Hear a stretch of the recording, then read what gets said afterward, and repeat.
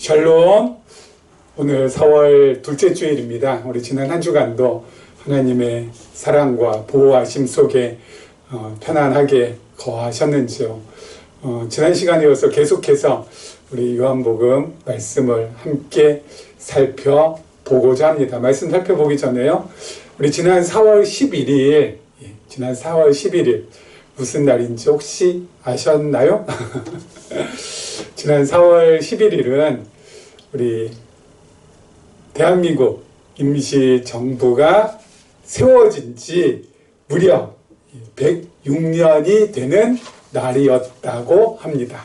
106년 전 1919년 4월 11일 날 상해에, 중국이죠. 중국 상해에 우리 대한민국 임시정부가 세워졌습니다. 대한민국 임시정부가 세워진 이유는 잘 알다시피 1919년 그해 3월 1일 3.1 만세운동이 있지 않았습니까? 그 만세운동이 계기가 되어서 좀 더 조직적이고 체계적으로 우리 독립운동을 전개해야 되겠다라는 그러한 마음들이 모여서 우리 상해에 대한민국 임시정부가 세워졌다라고 들었습니다. 혹시 여러분 대한민국 임시정부 청사에 한번 가보신 적이 있으신가요? 우리 상해에 있는데 한번 가보시면은 와 정말 이런 곳에서 우리나라 정부가 처음 시작이 되었구나 라는 그러한 안타까운 마음이 먼저 듭니다. 왜냐면은 너무 소박하고 너무 협소하고 너무 그냥 볼 때는 그냥 대한민국 임시정부라는 그런 팻말이 없으면은 그냥 지나치기 딱 쉬운 그러한 건물입니다. 어떻게 보면 진짜 보잘것없는 그런 건물입니다. 100년 전에는 아마 지금은 개보수 공사하고 또 전시관 만들고 하느니라고 그나마 좀 나아졌겠지만 아마 100여 년 전에는 훨씬 더 남루하고 초라하고 그야말로 삐걱삐걱거리지 않았을까라는 생각이 듭니다. 그러한 곳에서 이 대한민국 정부가 시작이 되었습니다. 왜 이런 말씀을 드리냐면요. 여기에 모여있는 우리들 어떻게 보면 참 연약하고 보잘것도 없고 참 소박하고 그렇습니다. 그런데요. 여러분 우리가 지금 함께 이 하나님의 말씀을 나누고 있는 이것은 특별히 계시적인 관점에서 하나님의 말씀을 해석하고 삶에 적용하는 이것은 기독교 역사 2000년이라는 긴 역사, 너무 오래된 이러한 2000년 역사 동안에 처음 우리가 하고 있는 일이라는 것입니다. 초대교회도, 중세교회도, 근세교회도, 현대교회도 이렇게 계시적인 관점에서 하나님의 말씀을 해석하고 삶에 적용한 적이 없습니다.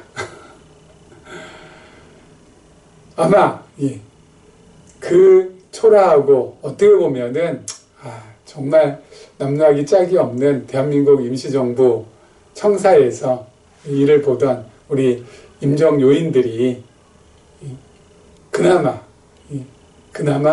그들의 마음 가운데 자긍심을 가지고 있었던 것은 뭐냐면은 대한민국 독립에 대한 꿈이 있었기 때문에 그러지 않았을까라는 생각이 듭니다. 그렇지 않겠어요? 독립에 대한 꿈이 없었다면은 그 초라하고 남루한 곳에서 일할 이유가 없는 것이죠. 남이 알아주지도 않고 인정받지도 못하고 나라 이룬 소름 속에서 뭐 하겠다고 하는데 하지만 그의 마음 가운데 꿈이 있었기 때문에 자긍심을 오히려 가지고 일하지 않았을까 싶습니다. 우리들도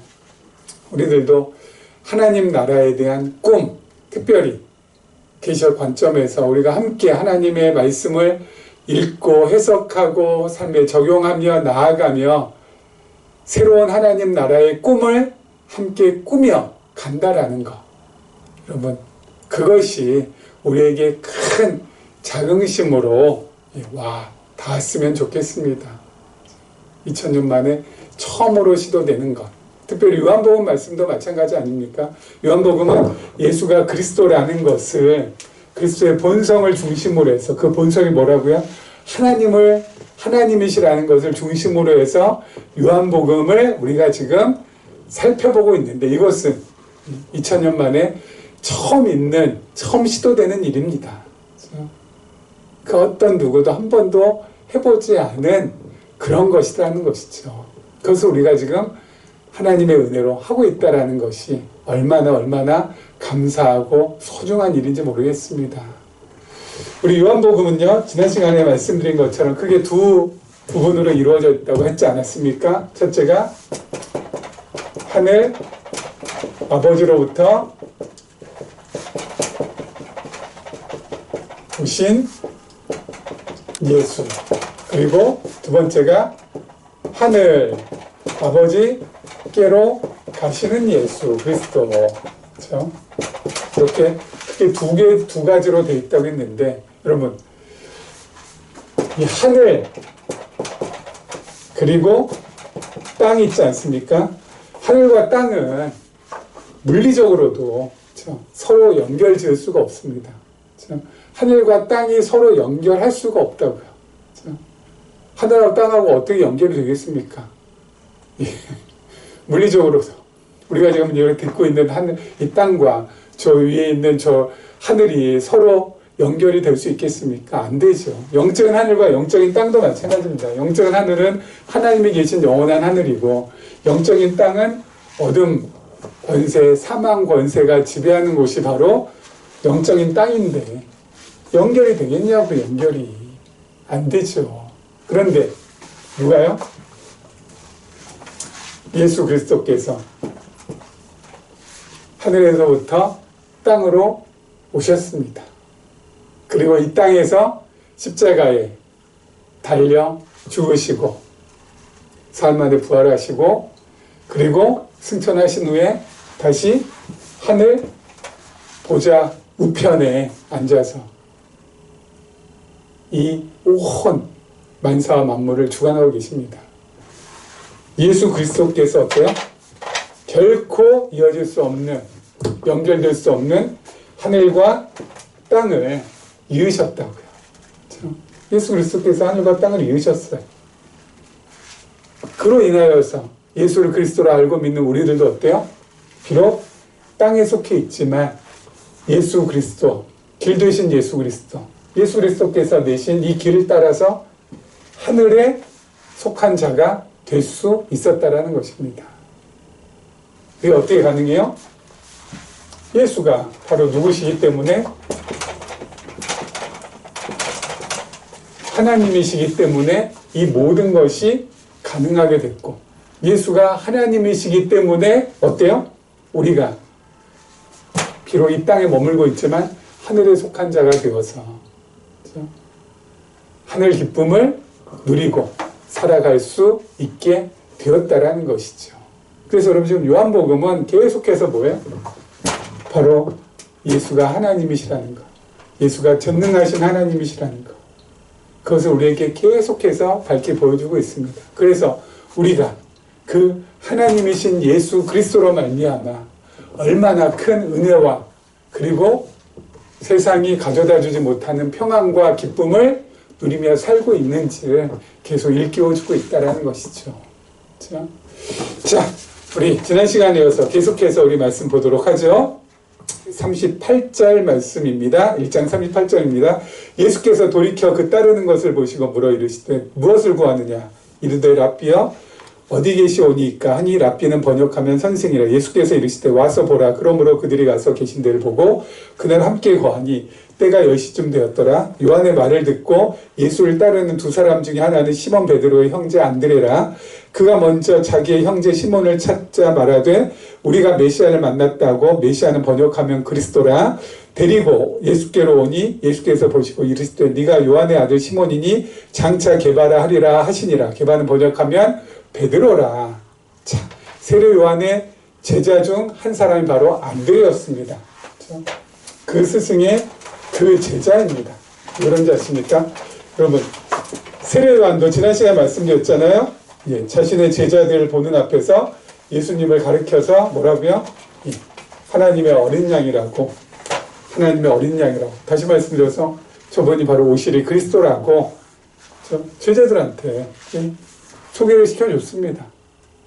그래서 제자들과 예수님이 서로 연결할 수 있도록 사도 바울의 표현을 빌리자면 중매의 역할을 한 거죠. 누가요? 세례 요한이 제자들과 예수님 사이에서, 신부인 제자들과 신랑 되신 예수님 사이에서 중매 역할을 했습니다. 근데 누구도 지금 똑같이 그러고 있어요?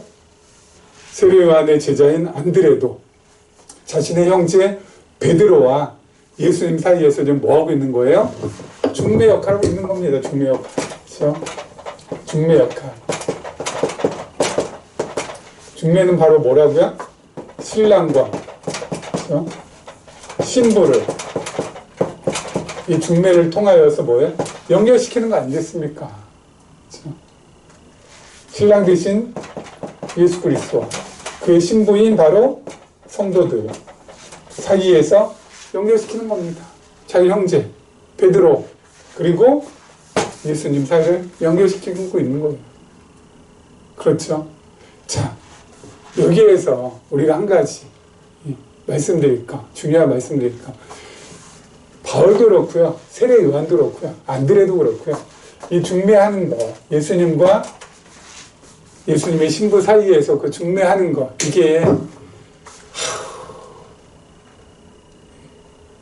진짜 하기 싫은데 하라고 하니까, 자꾸 시키니까 억지로 그냥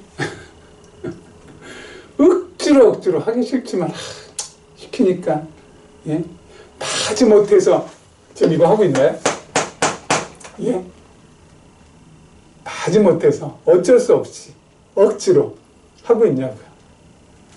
바울도 그렇고요, 그리고 세례 요한도 그렇고요, 그리고 안드레도 그렇고요. 억지로 하고 있나요? 누가 시키니까? 아니면 야, 이거 하라고 율법에 적혀 있어가지고 율법을 행해야 되니까 어때요? 무거운 마음으로 그래 하자, 어쩔 수 없다 해가지고 자포자기 상태에서 그냥 중매 역할을 하고 있나요? 아니에요. 그렇지 않아요. 그냥 자기가 좋아서 하고 싶어서 그렇게 정말 기꺼이 자원하는 마음으로 하는 겁니다. 누가 하라고 한다고 안 하면 안 된다고 다그치고 잔소리하고 난리를 갖다가 치니까 그냥 억지로 하는 수 없이 하는 게 아니라 그냥 좋아서 하는 거예요. 자연스럽게. 세상과 교회의 큰 차이점 중에 하나가 바로 그겁니다. 교회는 뭐예요? 좋아서 하는 거예요. 좋아서. 세상은 마지못해 하는 거지만 교회는 어때요? 기뻐서 하는 거예요. 기뻐서. 세상은 어때요? 자기 감정과는 상관없이 먹고 살아야 되니까 그냥 하는 거죠. 가장 큰 차이예요. 교회에서만이 그게 가능하다고요. 그렇죠? 교회에서만이 그게 가능하다고요. 중매 역할, 여러분 중매를 해야 됩니다. 여러분 전도해야 됩니다. 봉사해야 됩니다. 사랑해야 됩니다. 해서 한다? 그렇게 해야 된다고 말하시는 분이나 그 말 듣고 억지로 하는 분이나 정말 안타깝고 불쌍한 분들입니다. 아닙니다. 교회는. 말씀드렸잖아요. 우리가 하나님을 제대로 깨닫게 되면, 그리고 그 하나님의 성품과 그의 하시는 일, 그리고 그의 은혜, 그의 사랑 제대로 깨닫게 되면 어때요? 흘러나오게 된다고요. 이게 억지로 시켜서 하는 것이 아니라. 자, 그리고 또 하나. 예수님께서요, 시몬을 보고 게바로 이름을 바꿔주십니다. 그렇죠? 시몬을 무엇으로요? 게바로. 게바는 번역하면 베드로라. 베드로는 바로 뭐예요? 반석이라는 뜻입니다. 저희가 잘 알다시피. 예수님께서 시몬을 향한 계획이 있으셨기 때문에 그 이름을 게바로, 베드로로 바꿔주신 거예요. 그렇죠? 어떤 계획입니까? 반석을 내가 삼겠다. 뭐에 대한 반석이요? 앞으로 베드로가 주는 그리스도시요 살아계신 하나님의 아들이라는 정말 신앙 고백을 하게 될 텐데, 그 신앙 고백 위에, 그 신앙 고백 위에 무엇을 세우시겠다는 거예요? 주님의 몸된 교회를 세우시겠다는 것입니다. 그리고 오고 오는 모든 세대도 베드로처럼 신앙 고백하는 그 모든 사람들 위에 뭐예요? 교회를 세우시겠다는 거예요. 예수님께서 베드로를 향하여서, 시몬을 향하여서 뭐가 있으신 거예요? 계획이 있으신 거죠. 그걸 갖다가 마스터 플랜, 마스터 플랜을 가지고 계신 거예요. 시몬을 향한. 시몬을 향한 마스터 플랜이 없으면은, 아니, 걔봐, 베드로 뭐하러 이름을 바꾸겠습니까? 그렇죠? 계획이 있으신 거예요. 아, 내가 시몬을 통하여서 앞으로 이런 일을 펼치리라. 베드로라고 한 다음에 너의 그 신앙 고백 위에 내 교회를 세우겠다. 앞으로. 그렇죠? 그리고 오고 오는 모든 세대 또한 베드로처럼 신앙 고백을 하는 오고 오는 모든 세대들 왜? 교회 세우겠다라는 거거든요. 마스터 플랜을 딱 갖고 계신 거예요. 그냥 부르시는 것이 아니라 그 사람 한 사람 한 사람에 대한 계획, 치밀한 계획, 꼼꼼한 계획이 전부 다 있으시기 때문에 부르시는 거고, 그리고 이름도 그 계획에 맞춰서 바꿔주시는 거잖아요. 그렇죠? 예수님께서 왜 이렇게 하실 수 있어요? 예수님은 모든 것을 아시고, 그리고 모든 것을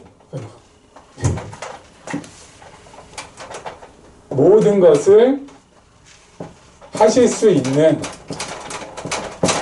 뭐요? 하나님이시기 때문에 가능한 거죠. 전지하고 전능하시다는 거. 모든 것 아시고, 베드로에 대해서 모든 것 아시고, 베드로를 통해서 모든 것 전부 다 하실 수 있는 전지하시고 전능하신 하나님이시기 때문에 베드로의 이름, 그 계획에 따라서 바꿔주신 겁니다. 시몬의 이름을 베드로로. 그렇죠? 우리들도 마찬가지입니다. 하나님께서 저와 여러분 한 사람 한 사람에게 다 뭐예요? 마스터 플랜 전부 다 있어요. 내가 앞으로 어떻게 살아가야 될지, 내가 앞으로 어떤 삶으로 나가게 될지 다 계획을 갖고 계시죠. 이 땅에 머무는 동안의 기간도 하나님께서 전부 다 뭐예요? 계획이 있으세요. 몇 년, 몇 월, 며칠, 몇 시, 몇 분, 몇 초에 내가 하나님 품에 안길 거라는 거 전부 다 뭐예요? 계획하고 계시겠죠. 안 그러겠어요? 그리고 그렇게 하나님 품에 안기기 전까지 이 땅에 거하면서 어떻게 살게 하실 거예요? 하나님께서는 우리들 말씀 드렸잖아요. 우리 어떻게 살게 하신다고요? 이 모양 저 모양으로 살게 하시되 우리의 삶의 중심은 늘 하나님을 배우고 마스터하고, 그렇죠? 그리고 그 배운 하나님을 나누고 쉐어하고, 그리고 그 하나님을 우리 후대에 물려주고 핸딩 다운, 이렇게 우리 살게 하신다. 이게 중심축이 되어서 하나님 잘 배우고 배운 하나님 잘 나누고, 그리고 우리 후대에 그 하나님을 잘 물려줄 수 있도록. 그렇죠? 하나님의 계획, 우리를 향한 중심적인 계획, 이것을 하게 하기 위해서 뭐예요? 우리로 하여금 돈도 벌게 하시고, 그리고 지금 살고 있는 집에도 살게 해주시고, 그리고 사람들도 만나게 해주시고, 그렇게 하시는 거죠. 이게 가정 중심축, 하나님의 우리를 향한 계획의 한 복판에 있는 것. 그래서 우리가 지금 이렇게 또 하나님 또 배우면서 함께 은혜를 나누고 있는 거 아니겠습니까? 이렇게 뭐예요? 살면 되는 겁니다. 계획에 따라서 여기에 맞추어서. 그렇죠? 잘 배우시고 잘 나누시고, 그리고 잘 물려주고 자연스럽게. 자, 그 다음 절 한번 보도록 하죠. 그 다음 절입니다. 이튿날 예수께서 갈릴리로 나가려 하시다가 빌립을 만나 이르시되 나를 따르라 하시니 빌립은 안드레와 베드로와 한 동네 벳세다 사람이라. 빌립이 나다나엘을 찾아 이르되 모세가 율법에 기록하였고 여러 선지자가 기록한 그 일을 우리가 만났으니 요셉의 아들 나사렛 예수니라. 자, 예수님께서 빌립 부르실 때 빌립의 의견을 묻지 않으십니다. 빌립 너 따라올래 말래? 너 따라오면은 내가 한 자리 내줄 텐데 안 따라오면 너 재미없을 줄 알아. 이렇게 빌립하고 예수님이 협상을 하거나 또 상의하지 않습니다. 뭐야? 나를 따르라. 나를 따르라. 뭐야? 명령하십니다. 그렇죠? 협상이 아니에요. 너 날 따를래 말래? 어? 따라오는 게 좋을걸? 안 따라오면 좀 힘들어할 텐데 뭐 이러면서 서로 딜하고 협상하고 이게 아닙니다. 그냥 명하십니다. 명하십니다. 그렇죠? 명령하세요. 날 따르라고. 어떻게 보면 참 독단적인 것 같죠. 근데 그럼 이것은 나쁜 독단이 아니라 아름다운 독단입니다. 그리고 특히 성경에서 이 명령문은 너무너무 중요한 부분입니다. 성경에서의 명령문은 너무 중요한 부분. 이 명령문을 갖다가 제대로 이해하느냐, 제대로 이해하지 못하느냐에 따라서 성경은 우리에게 복음으로 다가올 수도 있고 우리에게 큰 짐으로도 다가올 수 있습니다. 성경에서의 명령문, 뭐라고요? 일반적으로 쓰는 우리 세상에 쓰는 명령문하고는 다르다고 했습니다. 성경에서의 명령문은 세상에서의 명령문하고 다릅니다. 세상에서는 상급자가 하급자에게 명령하면, 그렇죠? 명령하면은 하급자가 그 명령을 수행해야 합니다. 그렇죠? 상급자가 하급자의 명령을 하급자가 그 명령에 따라서 수행해야 됩니다. 그런데 성경의 명령문은 하나님께서 우리에게 명령하시면 우리가 행하는 게 아니라 어떻게 해요? 하나님께서 행하십니다. 이런 일이 있나? 이런 일이 있습니다. 하나님께서 행하세요. 하나님께서 하세요. 하나님께서. 이게 세상의 명령과 성경의 명령의 가장 큰 차이. 그렇죠? 가장 큰 차이. 여러분, 빌립에게 나를 따르라 라고 해서 성경을 이렇게 볼 때는 빌립이 따라갔어. 그럼 빌립이 그 명령에 순종해서 따르는 것처럼 우리는 보여요. 하지만 중요한 부분을 갖다가 놓치고 있는 게 있습니다. 뭐예요? 예수님께서 빌립에 명령하시기 전에 빌립의 상황과 조건, 모든 것들을 잘 구비시켜 주시고, 그리고 빌립의 몸 최적화 시켜 주시고, 마음과 생각도 어때요? 잘 준비시켜 놓으신 거예요. 그래서 나를 따르라고 했을 때 예수님을 따라갈 수 있는 모든 여건, 환경, 몸 상태, 마음의 준비 상태 다 어때요? 따를 수 있도록 다 만드시고 나서 명령하신 거라고요. 그러니까 빌립은 어때요? 따라가는 겁니다. 그렇죠? 따라가는 겁니다. 이거 누가 한 거예요, 그러면? 빌립이 한 거예요? 주님께서 하신 거예요. 주님께서 전부 다 하신 거예요, 주님께서. 주님께서 전부 다 하신 거라고요. 이게 되게 중요한 포인트예요, 중요한 포인트. 우리 빌립보서 2장 13절 말씀, 제가 한번 읽어드릴게요. 여러분 너무나도 잘 알고 있는 말씀입니다. 너희 안에서 행하게 하시는 이는 하나님이시니 자기의 기쁘신 뜻을 위하여 너희에게 소원을 두고 행하게 하시나니. 하나님께서 우리 안에서 뭐 하신다고요? 행하게 하신다고요. 하나님께서. 근데 어떻게 하신다고요? 그 기쁘신 뜻대로 우리 마음 가운데 소원을 두시고 행하게 하신다.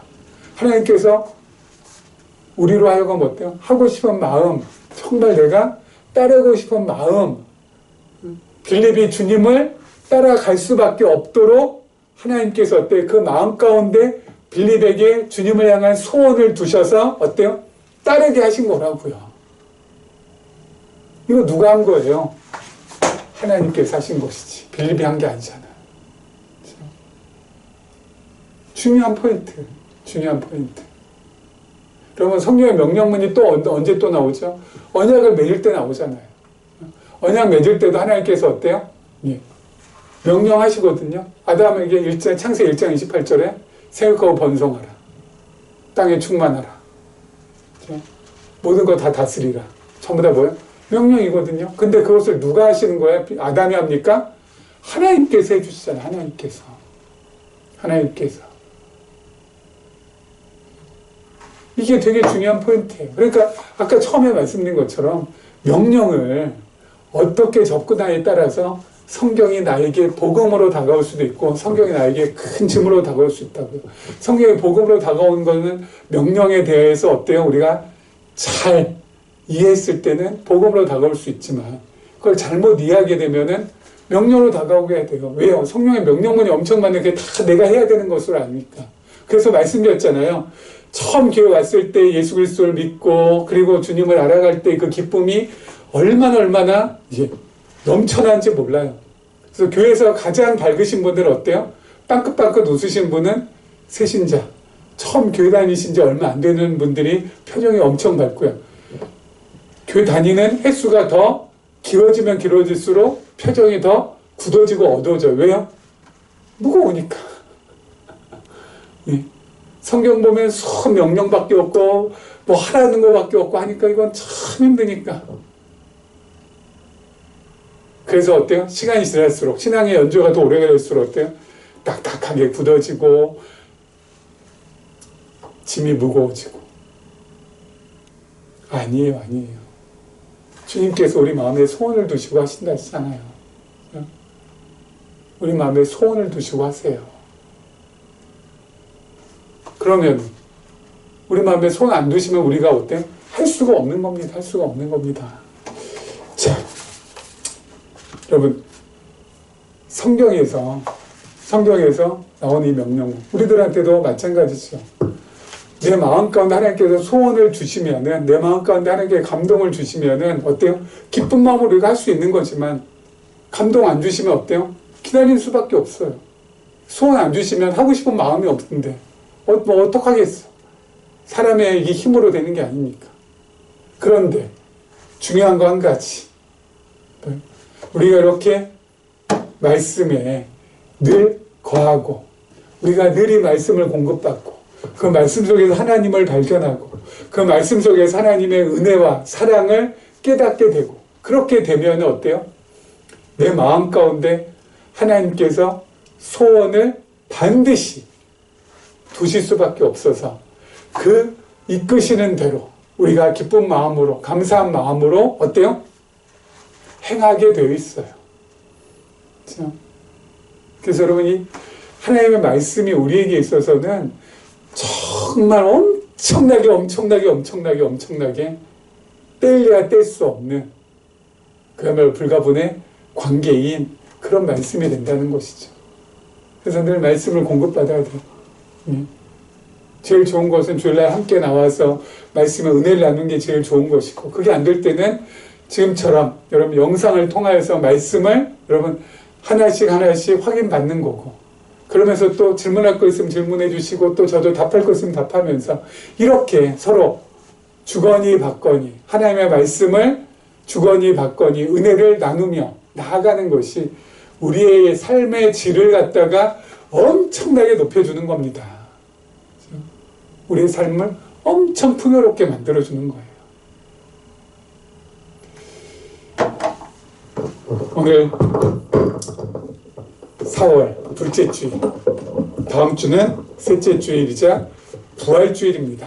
이번 주는 고난 주간입니다. 고난 주간을 맞아서 이 고난 주간이라고 해서 뭐 특별히 그건 아니지만